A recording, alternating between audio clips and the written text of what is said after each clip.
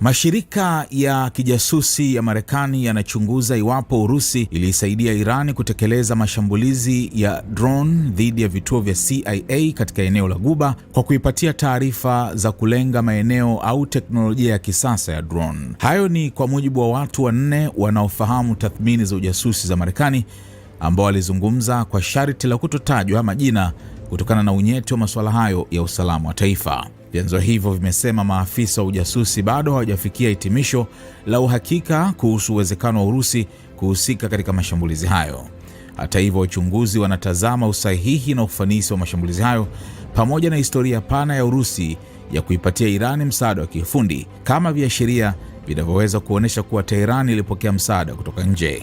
Urusi imewahi kutumiwa kuipatia Iran taarifa za kulenga maeneo pamoja na msaada mwingine katika mashambulizi dhidi ya maslahi ya Marekani katika eneo la Ghuba.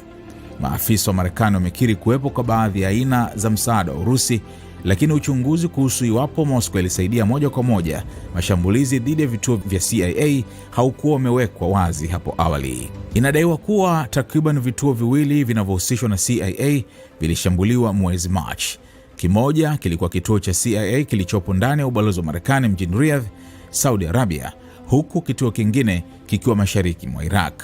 Baadhi ya vyanzo vimedai kuwa huenda vituo vingine vya CIA pia vilishambuliwa, lakini havikutoa maelezo kuhusu mahali vilipo au ukubwa wa uharibifu uliotokea.